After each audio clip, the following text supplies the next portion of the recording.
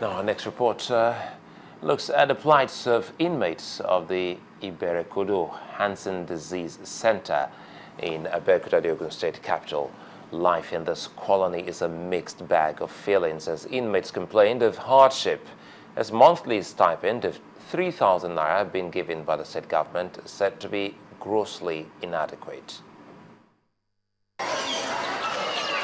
This lepers colony in Abeokuta North local government area of Ogun State was established about 50 years ago. Judging from the surrounding dilapidated buildings and structures, life for the 53 inmates here seems brutish. Apart from their petty trading, inmates depend on amenities provided by organizations, individuals, and the meager stipend from the state government. Life is not easy for the people living here. But as everybody is here now, everybody is relying on God's help. So, although government is trying a little bit, government is trying, especially this present government in Ogun State. They are really trying for us, especially the first lady in Ogun State here. Although they are members of the larger society, they are isolated as a result of their health. Their plight is compounded by the massive encroachment of arable land used for farming by inmates, a situation they say has made life unbearable. We have been farming in this place before.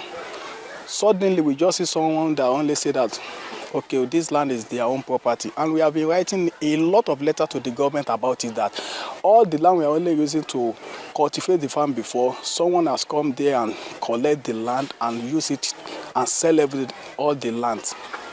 That is the major problem we are only having here. Apparently concerned about their plight and the need to improve their well-being, the state government says it's embarking on a deliberate effort towards their reintegration into the society. Assisting them with, skills acquisition and things like that. And as I said, the number is very small now, and that is because of the deliberate policy over the years of reintegrating them back into society. With time and with understanding, I think there will be less discrimination, less stigma. It is difficult if you ever live with any kind of disfigurement or even handicap of some sort. While the government is doing its part, the Commissioner appealed to the public not to discriminate against those living with the disease, as is communicable. Well, the Niger State Police Command has brought farmers and herdsmen from all over Niger State together to forestall clashes between the two groups. During a meeting with the groups in Mina, the state capital, the Commissioner of Police, Deshaye Nsirim, says the meeting was called following recent clashes between farmers and herdsmen in Paikoro town. We have tried to make sure that we do a lot of readings around that area, making sure that even the black marketers who are found wanting are arrested and charged to court. However, I will say that wherever we find anybody wanting, as far as that area is concerned, we'll deal with the person individually. But I want to tell you that and assure you that the police in Niger State are doing everything possible to make sure that the crime gets to its lowest level. And in addition, most of the oil vandalized pipelines are built within that area. So I felt that I should start off from Paikoro and talk to them. But thank God we had a very fruitful deliberation. Well, they may have carried on with their trade for some time, but is now end game for three Nigerians, Olusoji Oluwafemi, Johnson Olayinka, and Florence Obadiaru, who have been jailed by a London court for human trafficking. Now, their activity came to the open following the discovery of a 23-year-old woman who they deceived into flying to London with the promise of education, a job, and a new home. The victim's ordeal was uncovered when officials in Milan spotted her forged passport and sent her back to London, where she was handed over to the police. This was after she was subjected to some ritual activities with the threat of death and told to repay £40,000. This is Heathrow Airport, one of the world's busiest, and it plays host to over 60 million passengers annually. Several unsuspecting young Nigerians have been conned into flying here, such as a 23-year-old young Nigerian who was later trafficked into Italy for forced prostitution. According to the program director, Child Health Advocacy Initiative, these victims are vulnerable due to economic pressure. Quite unfortunate, and that's why we're looking at girl-child education, and a lot of organizations out there are really looking for how to empower women. They're like obviously the vulnerable group, and if you look at what has been happening for some time now, there's a lot of focus by the NGOs to make sure these girls are protected, that they go to school, and that's why we're talking about awareness campaign and the girl-child education. Most of them, after like their secondary school education, maybe they don't even have enough finance to actually go forward and pursue their education. And then the next thing is look for all kind of shortcuts that people come around to tell them what kind of options available. I can take you abroad and you're going to get a good job. Whereas they're taking them there for prostitution. The country gets the backlash of this illicit trade. But what is being done to curb this trend? They claim, I would say that they are actually doing some campaign, but I think it's obviously not enough. If it's because it's something Nigeria is actually known from. It's very unfortunate. In Italy, there's a lot of stories we've had, and instead of it to reduce, it's actually increasing. And I think they need to do more. They need to do more, and that's why we're sure, like NGOs like us and many others, will be able to go out there and campaign more. These young girls out there need to be informed. They need to be educated. They need to know the danger out there, that they should not just fall prey to all kind of stories of a better life out there. Rather, government should look at ways of getting them employed, getting them empowered. We should look for people who are going to sponsor them. Last year, over 160 Nigerians were rescued. Where do security operatives come in, and how do we end the scourge? There's a lot to be done. They need to be more vigilant.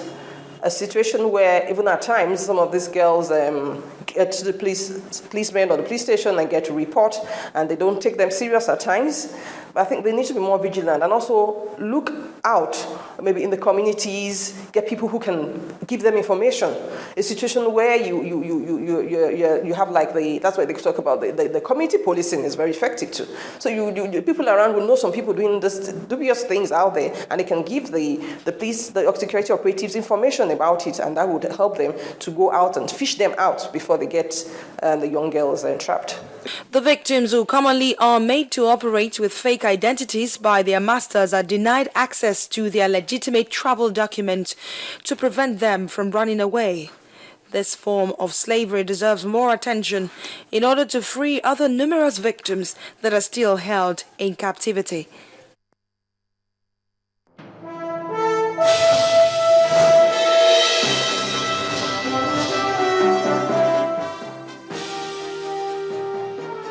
Welcome to Business News. I am Adeshewa Josh. The Bank of Industry requires about $5 billion over the next 2 years if it will make its impact in the National Industrial Revolution Plan. The Managing Director of BOI, Mr. Rashid Olaoluwa, who revealed this, also told journalists that the bank is re-strategizing to effect economic boost to a wider sector of Nigeria, thereby giving close attention to sectors which will bring quick results in job creation and harnessing the huge potential in the country.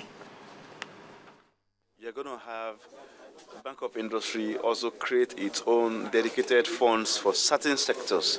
So for instance, we're looking at the possibility of setting up a fund for graduate entrepreneurs. So you come out of school, we can take you through some entrepreneurial training. We're going to have partner entrepreneur development centers. And if you have very good business plans, we can support you, to be able to set up your own business, as opposed to writing applications options for employment. Secondly, we're looking at the creative economy. You know, there's a lot that's happening in that area. I mean, recently the GDP rebasing numbers shows that Nollywood alone, you know, accounts for 1.something%. So there's something happening in terms of music, in terms of movie production, in terms of even the arts generally, and we believe that we can also structure a fund along that line. The Nigeria Deposit Insurance Corporation has denied some newspaper reports that it is seeking powers to liquidate insurance companies and terminate the insurance firms' licenses. According to a press release signed by the head of Communications and Public Affairs, the corporation stated that some national dailies misrepresented its stance in the regulation of insurance companies. It added that the erroneous publication were sequel to the publication hearing held on Tuesday, July the 8th, by the House of Representatives Committee on Banking and Currency. 20 graduates from various tertiary institutions in the country who were lucky to be part of the NLNG-inspired shipbuilding and repair training program in Lagos have concluded their study. The course, which lasted 3 months as part of NLNG's vision to strengthen in-country capacity in shipbuilding and maintenance. Call them the lucky 20 and you won't be wrong, because out of the over 2,000 people who applied for this program, they came out successful. Then shipbuilding and repair. After 3 months of intensive studies coordinated by the International Energy Services Limited, IESL, the students have gathered to receive their certificates. But first, a little pep talk. What are you supposed to do? When you have the signals, please don't ignore it. Okay? Finally, it's the high point of the session. Certificates are presented. And the delighted participants show appreciation to their instructors. But what did the course entail? The entire training was listed for 3 months. That is to say, we are looking at 3 modules. The first module is AutoCAD. The second module is PDMS, Plant Design Management System. Okay, the third module is the main ship building and repair course itself. For the AutoCAD lasted for 3 weeks. PDMS also lasted for 3 weeks. Then the ship repair building courses lasted for 5 weeks. 7 of these trainees will be heading to South Korea for the second phase. This course actually is about it's part of a vision of Nigeria Energy's building a better Nigeria. The participants are indeed glad to have come thus far. I'm really excited and grateful to God, and also I look forward to a better opportunity. Looking forward, I see myself actually growing in the ranks, because this is an opening for me into the industry. We've acquired skills, not just skills in the use of AutoCAD or in the use of PDMS, even social skills. This training, which is one of the numerous benefits of the Nigeria Liquefied Natural Gas Limited, contracting Hyundai Heavy Industry to build some of its new ships, will no doubt positively impact the nation's maritime industry. And that's Business News Tonight. The news at 10 continues in a moment.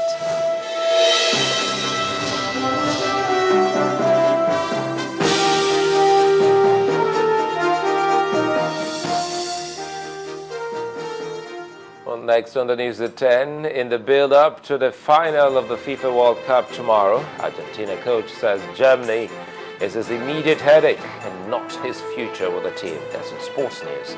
Still us. The jangling